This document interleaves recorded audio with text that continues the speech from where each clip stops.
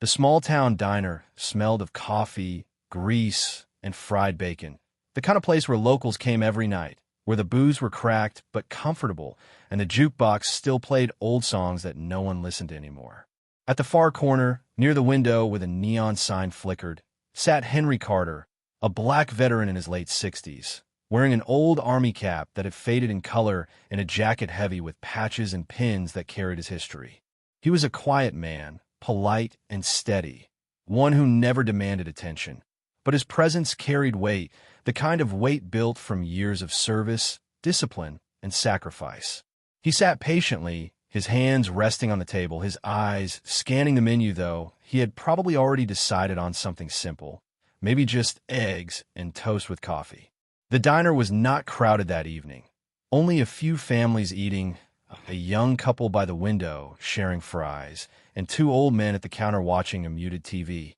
For a moment, everything seemed ordinary until the waitress appeared. Her name was Tracy, a woman in her 30s with sharp eyes and a smirk that often lingered on her face. She walked toward Henry's table with a kind of deliberate slowness, carrying a glass of water in one hand. But the water inside was not clean. The glass itself was cloudy, speckled with fingerprints and grease marks, and the liquid was filled with tiny floating bits that made it look dirty and unfit for drinking. Tracy reached the table and set the glass down with a thud, not with respect, not with courtesy, but with something else, mockery. She smirked, leaning slightly closer, and let out a short laugh, quiet but sharp enough for Henry to hear. "There you go," she said, her tone dripping with sarcasm, her voice low but mocking, as though serving him this dirty water was some sort of cruel joke only she found funny. Henry looked at the glass in silence, his weathered face calm, but his eyes carrying the weight of years of battles both on the field and off it. He did not respond, did not raise his voice, did not demand an explanation. Instead, he pushed the glass aside slowly with his fingertips, his hands steady though the room around him seemed to shift into silence. A few customers had seen what happened. The couple by the window glanced at each other, whispering, uneasy. The two men at the counter looked at the scene, then quickly turned away, pretending to be absorbed in the TV. No one spoke, but the air inside the diner grew heavy, thick with discomfort, as though everyone had just witnessed something cruel and wrong, but did not have the courage to speak. Henry did not create a scene. He sat quietly, his back straight, his hands folded again on the table as if nothing had happened, but the insult was clear, and it hung in the air like smoke. Tracy walked away without shame, her smirk still in place, heading back behind the counter as if she had accomplished something, as if her small act of cruelty gave her power. Henry sat there alone, and though his face remained calm, his eyes told another story. They carried pain, not just from that one moment, but from years of being judged, ignored, and disrespected despite the service he had given to his country. For a soldier who had faced enemy fire, who had carried his brothers through the mud of war, who had stood under the flag believing in freedom and honor, this quiet act of humiliation was like a knife that cut deeper than any wound he had taken in battle. And yet, he remained silent.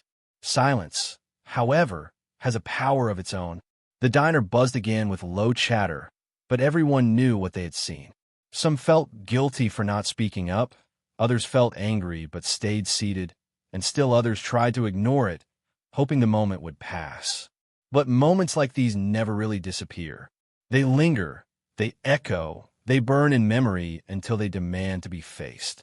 Henry sat in the booth for several minutes more, waiting for his meal, though his appetite was gone.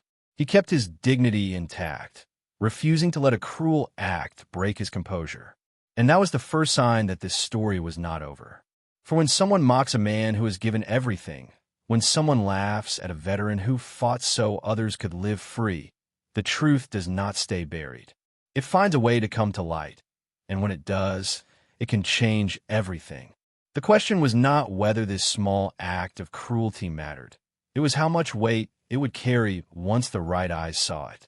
Why would a waitress humiliate a man who had once risked his life for the country? And more importantly, what would happen when the truth refused to stay hidden? The diner stayed open late that night, But the mood was not the same after what happened. Some customers kept eating, but their eyes moved again and again toward Henry Carter, sitting in the corner. His old army jacket looked heavy on his shoulders, and his face was calm, almost too calm, as if he had carried worse things before. The dirty glass of water sat on the table, untouched, the cloudy liquid inside glowing faintly under the yellow diner lights. Tracy, the waitress, leaned against the counter, laughing with another worker. She thought it was just a small joke, something funny to pass the night. But a few people in the diner did not see it that way. At a nearby booth sat a young man named Daniel. He was in his early 20s, a college student home for the summer, eating a late burger after work.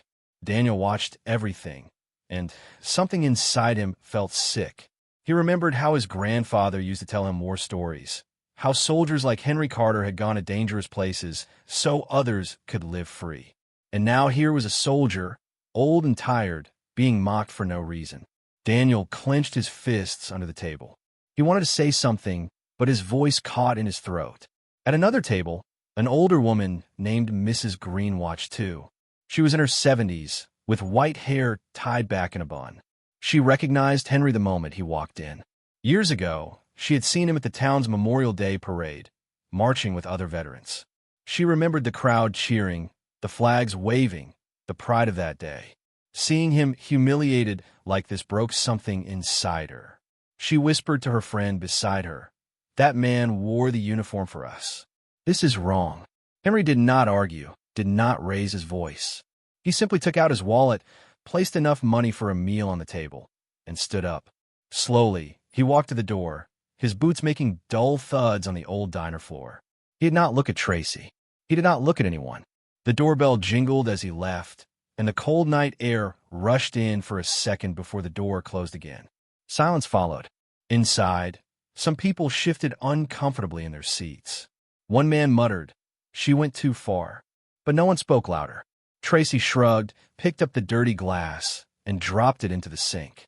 "What?" "He didn't even complain," she said, smirking. But her laugh was thinner now, and she looked around, realizing the room felt different. The smile she expected from others did not come. The air was heavy, like everyone had swallowed the same bitter taste. Outside, Henry walked slowly down the sidewalk, his cap pulled low. His hands shook slightly, but not from weakness. They shook because he remembered other days, days when he had carried men through fire, days when he had been respected by brothers in arms who saw him as family. Now, in his own country, in a quiet town, he was treated as if he was nothing. The pain of it pressed harder on him than any battlefield wound. Back in the diner, Daniel finally found his voice. He turned to Tracy and said, "You know who that was? That man's a veteran. He fought for this country." His words cut through the silence. Some heads nodded, others looked down. Mrs. Green added, "I've seen him at the parade. That's Sergeant Henry Carter. He served 2 tours." For the first time that night, Tracy's face changed. The smirk slipped, replaced by a quick flash of worry. She laughed nervously. "So what? He's just another customer." But the room did not agree. The weight of her cruelty sat heavy on everyone, and the diner no longer felt safe or light. A small child even asked her mother in a loud whisper, "Why did she give him dirty water?" The mother hushed her, but her own eyes were hard as she stared at Tracy. By the time the diner closed, whispers had already started spreading. Daniel texted a few friends about what he saw. Mrs. Green called her daughter, telling her the whole shameful story. A truck driver at the counter posted a short message on social media. "Saw a veteran get mocked at the diner tonight. Waitress gave him dirty water. Shameful." The story began to move faster than Tracy ever imagined. That night, Henry sat alone in his small house on the edge of town. He placed his cap on the table, beside a framed photo of himself as a young soldier with his unit. His eyes were tired, but he said nothing. He had seen wars end, friends fall, and promises fade. But deep inside, a quiet strength still lived. He knew justice had its own way of arriving, sometimes slow, sometimes sudden. He sipped from his own clean glass of water and whispered, "They'll see." Meanwhile, across town, people could not stop talking. The diner was supposed to be a place of comfort, of hot meals and friendly faces. Instead, it had become the stage for something ugly, something that felt like a wound to the whole community. By midnight, the story had already begun to spread beyond the town limits. Posts, whispers, and calls painted a picture that could not be hidden. Hooked for part 3. By morning, the whole town would know what Tracy had done. But the question was, how far would the truth spread? And when justice came knocking, would the diner survive the storm? The next morning, the sun rose over the small town, but the air felt heavy, almost like the town itself knew something had shifted. Henry Carter woke early, as he always did, his army habits never leaving him even after all these years. He sat at the edge of his bed, the faded cap resting on the table nearby, and thought about the night before. That glass of dirty water, that mocking laugh. It was not the first time someone disrespected him, but somehow this moment felt different. The silence of the customers, the way their eyes followed the scene, the tightness in his own chest. It lingered like smoke after fire. Meanwhile, across town, whispers had already begun. A young woman named Sarah, who had been in the diner that evening, could not sleep. She had watched Tracy put the dirty glass in front of Henry. She had seen the cruel smirk, and worse, she had seen the look in Henry's eyes. It haunted her. Sarah had always believed her town was better than that, but now she wasn't sure. She typed slowly on her phone, her hands trembling as she wrote a post on social media. Last night, at Joe's diner, a black veteran was humiliated by a waitress. She gave him a filthy glass of water and laughed. People saw it. Nobody stopped it. This is not who we are. She pressed send. Within an hour, her post started gaining attention. First, a few likes, then a dozen shares, and then hundreds. By mid-morning, people in town were talking about it. The name of the diner spread like fire through dry grass. The more it spread, the more angry people became. Veterans from nearby towns commented, sharing their own stories of disrespect. Others demanded to know the name of the waitress. Some even threatened to never set foot in that diner again. At the diner itself, Tracy walked in as if nothing had happened. She tied her apron around her waist, humming to herself. But something felt off. The usual regulars were missing. The counter, normally filled with workers grabbing breakfast before their shift, sat empty. Her boss, Joe, stood behind the register with a tight jaw, scrolling through his phone. When he looked up at Tracy, his eyes were sharp. "Did you really do it?" he asked in a low voice. Tracy blinked. "Do what?" she replied, pretending not to know. "Don't play dumb," Joe snapped. He held up his phone, showing her Sarah's post. "This, giving that man dirty water. Laughing at him. Did you?" Tracy rolled her eyes. "Oh, come on, Joe. It was just a joke. He's tough, right? He's a soldier. He can handle it." But Joe didn't laugh. His face grew pale, and his hand shook slightly. "You don't understand," he muttered. "This town doesn't forget things like this. You just brought fire to my door." By lunchtime, the diner was nearly empty. People stood outside, not to eat but to look in. A few held up their phones, recording. Every time Tracy tried to serve a table, someone whispered, "That's her." She felt the stares burn into her back. For the first time, her smirk faded. Meanwhile, Henry Carter went about his day quietly. He visited the park, fed the birds, and spoke to no one. He had not seen the post, but he felt something strange was happening. Strangers nodded at him. Some even saluted. A few young men walked up and said softly, "We heard what happened. We're with you, sir." Henry only nodded in return, still calm, still silent. Inside, though, he felt a storm gathering. By evening, the story had reached local news. A reporter stood outside Joe's diner with a microphone. The camera lights shone bright, and the town tuned in. What began as a cruel act against a black veteran last night has now sparked outrage across the community, the reporter said. The diner, once a local favorite, now finds itself at the center of anger and shame. Inside, Tracy finally realized the weight of what she had done. Joe paced back and forth, his face red, sweat dripping from his forehead. "You've ruined me," he hissed at her. "My business, my name gone. Do you understand that?" Tracy's voice trembled now. "I didn't think it would matter this much." Joe slammed his fist on the counter. "He's a veteran. He fought for this country. And you humiliated him for what?" A laugh. Outside, a crowd began to form. People held signs. Some read, "Respect our veterans." Others said, "Shame on Joe's Diner." The whispers had grown into a roar. The whole town, it seemed, was watching. Henry, at home, finally received a knock on his door. Sarah stood there, nervous but determined. "Mr. Carter," she said, "I need to tell you something. People are standing up for you. The whole town knows now. They want justice." Henry looked at her, his eyes tired but kind. He sighed and said softly, "Justice is a heavy word. Sometimes it comes slow. Sometimes it comes all at once." That night, the diner light stayed on, but no one came in. The silence inside was louder than any crowd.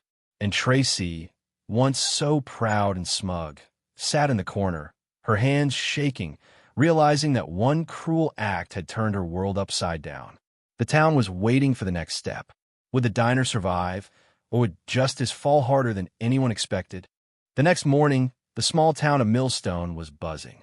It was strange because usually people only cared about their work, their families, and the local gossip that never went beyond who won last night's high school game.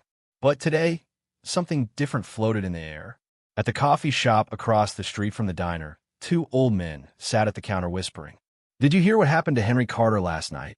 one asked. The other nodded. "Yeah, I heard Tracy gave him a dirty glass of water. On purpose."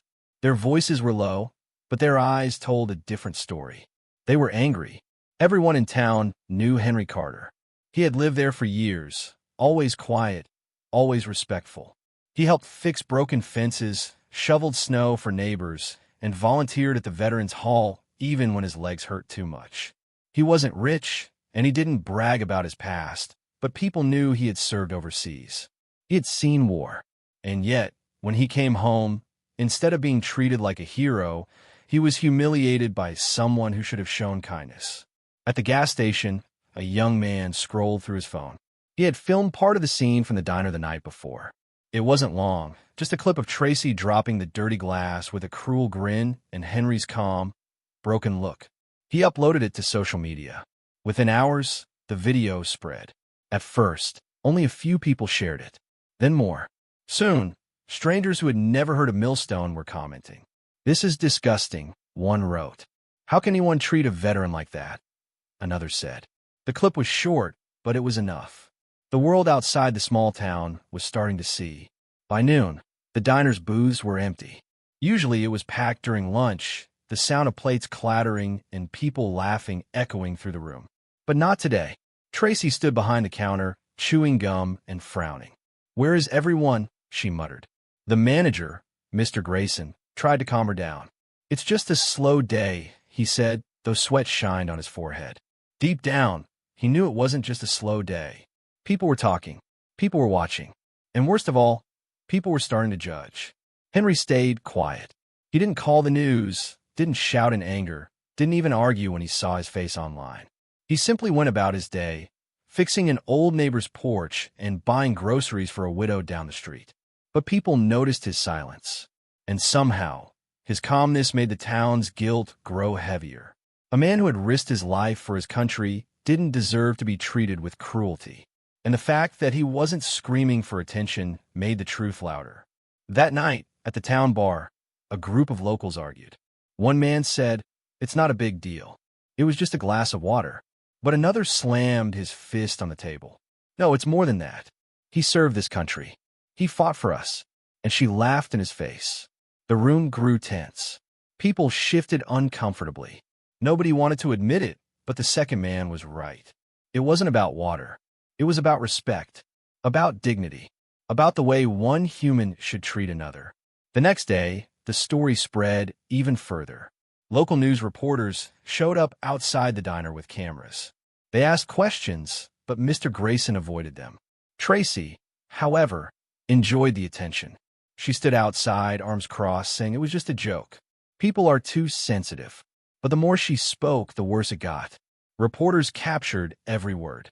When she said Henry shouldn't take it so seriously, the clip went viral. Strangers who had never met Henry called for justice. Some demanded Tracy be fired. Others said the diner should be shut down for good. Henry watched quietly from his small house at the edge of town. He didn't smile, didn't celebrate. He simply sat on his porch with his old army cap in his lap. He wasn't looking for revenge.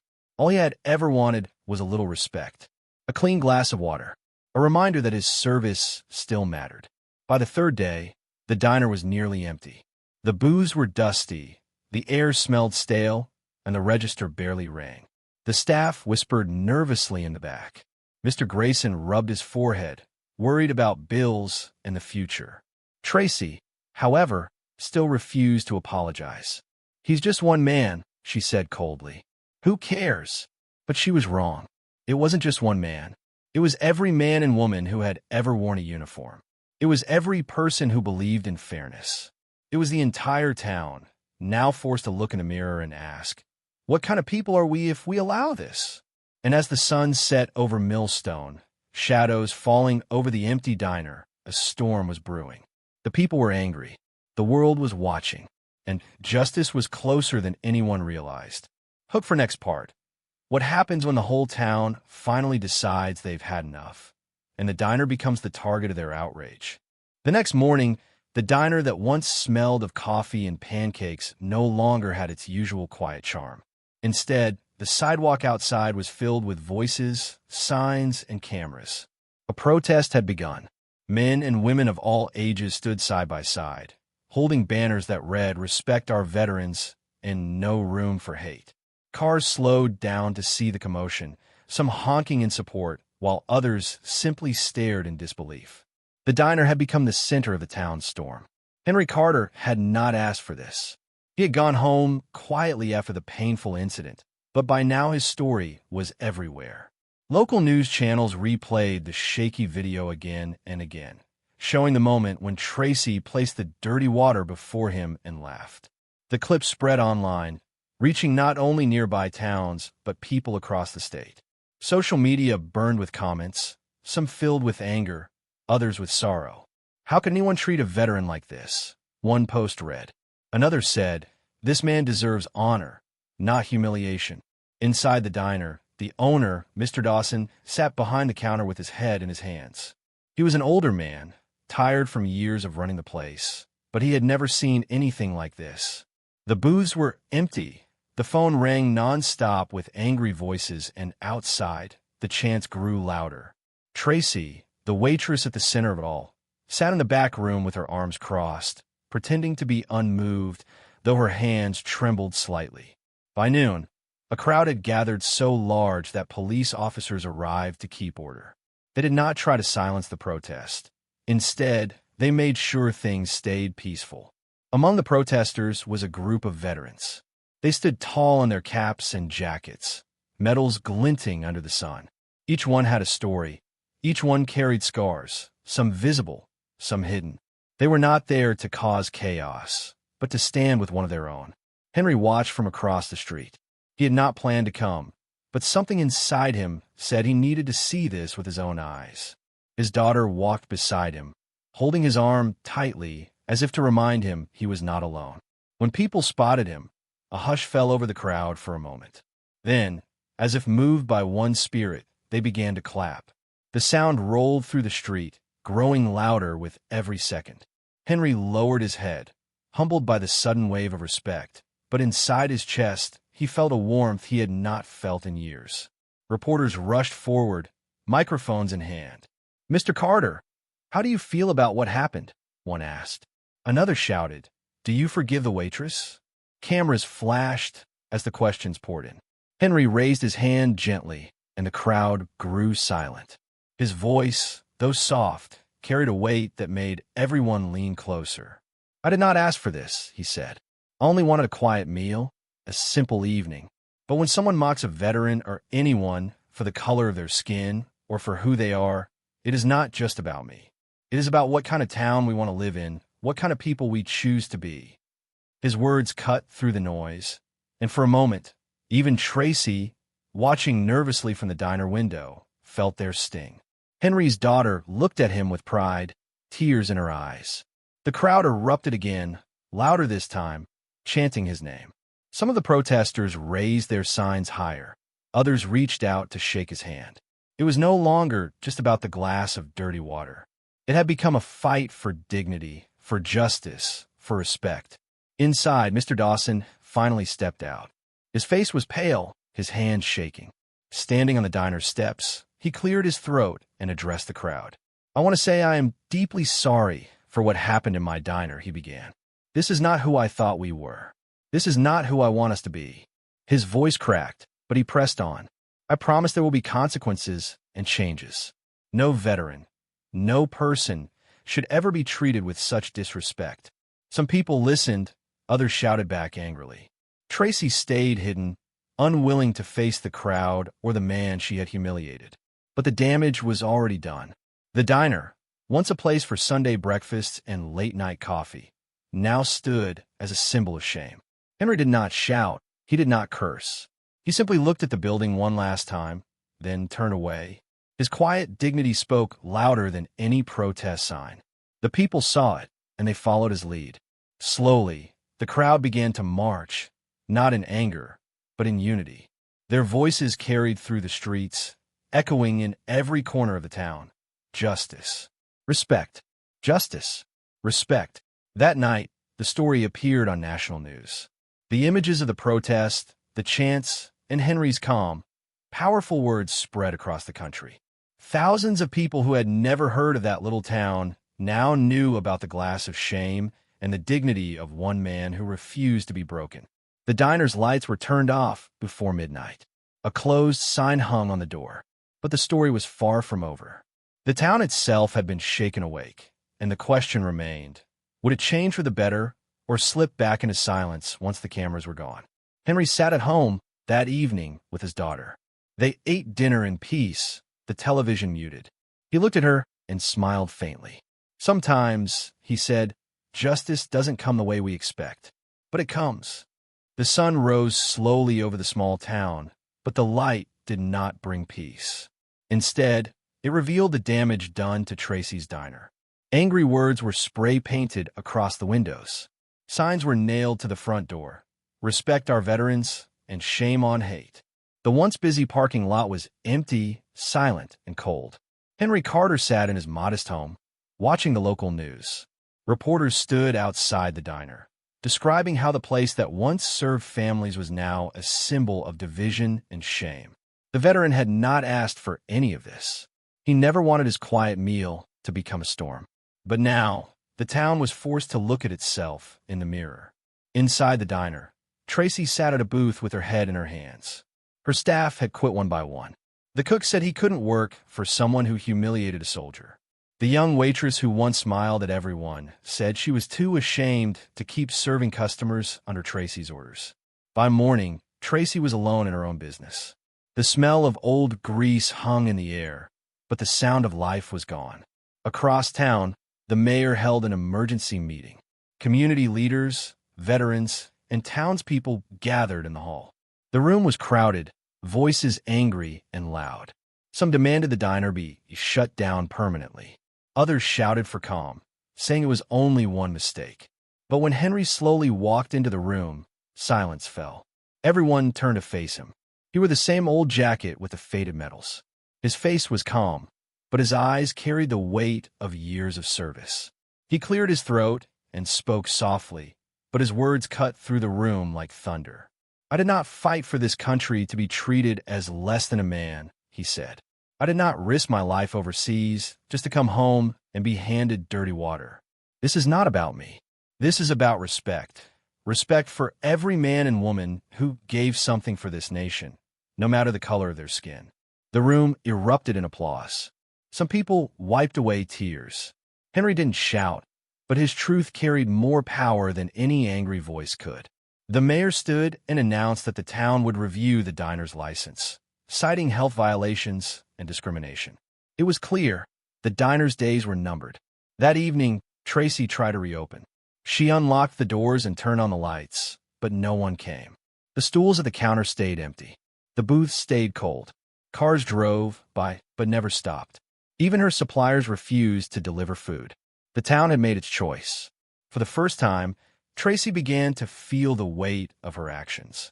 She sat at a booth where Henry had once sat. She stared at the table, imagining him sitting there quietly, just wanting a glass of clean water. For the first time in years, guilt crept into her heart.